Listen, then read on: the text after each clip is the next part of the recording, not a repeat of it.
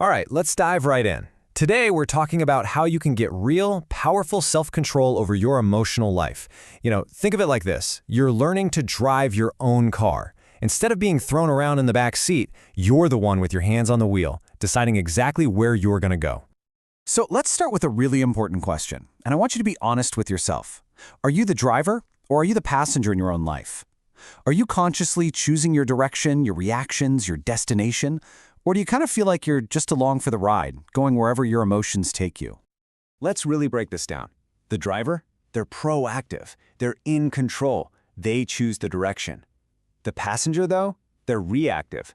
They're just at the mercy of wherever the car goes. And that, right there, is the huge difference between creating your life and just letting it happen to you. And feeling like a passenger? It's a massive, massive problem. Get this. The anger management industry is huge. Some specialists in that field make well over $1 million a year selling people ways to control their reactions.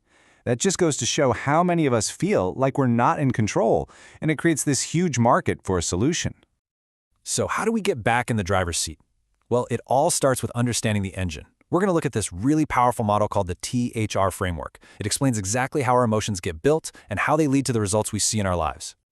The THAR framework, a concept that comes from Harvey Eker, shows us that this whole process is basically a chain reaction. It's a sequence that starts inside our own heads and creates everything we experience on the outside. Your thoughts lead to your emotions, which then drive your actions, and those actions, they ultimately produce your results. Here's exactly how it plays out, step by step. It always begins with a thought. That thought then sparks an emotion. That emotion pushes you to take a specific action. And that action, well, it inevitably leads to a result out there in the real world. You see, each step just flows right into the next. And this brings up a really key distinction. Your thoughts and your emotions are totally internal. They're invisible. No one can see them but you. But your actions and your results, they're external. They're visible for the whole world to see. The big takeaway here is simple. If you want to change what's visible on the outside, you have to start with what's invisible on the inside. Okay, so now we know the mechanics. Let's see how this works in real life. I want you to imagine you come to a crossroads. A single event happens, and from that one little moment, two completely different realities can unfold. We're going to call them the red path and the green path. Let's use an example we've all been through. Someone criticizes you. This is perfect because, man, it feels so personal, right?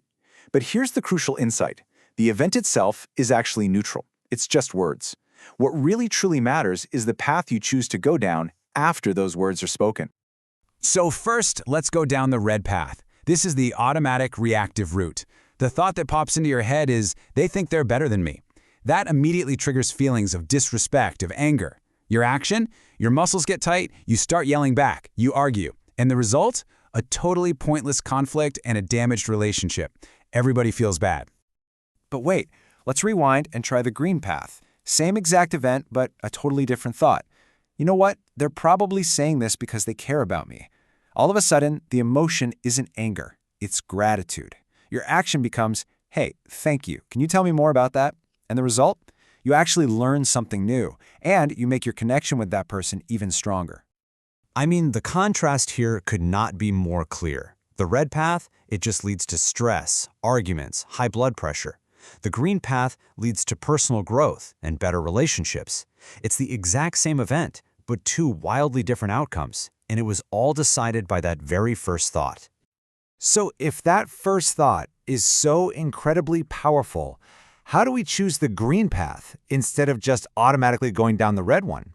Well, the secret isn't some super complex technique. It's all about finding and then mastering this tiny, almost invisible moment of opportunity.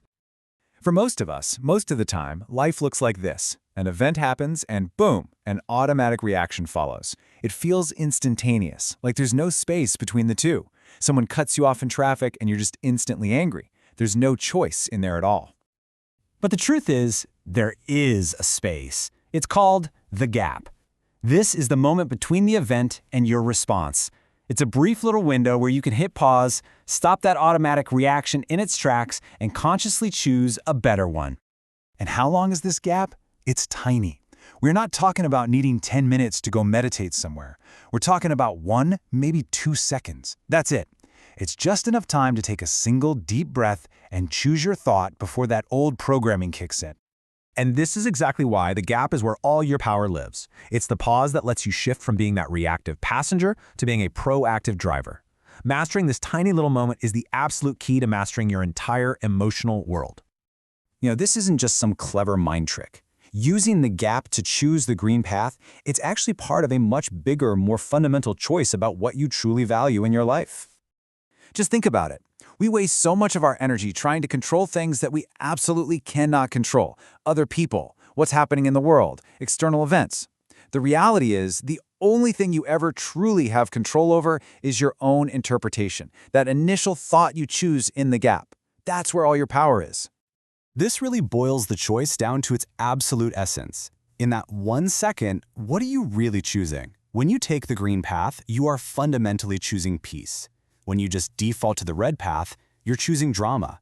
It is that simple. Peace or drama. Because ultimately, what are we all fighting for?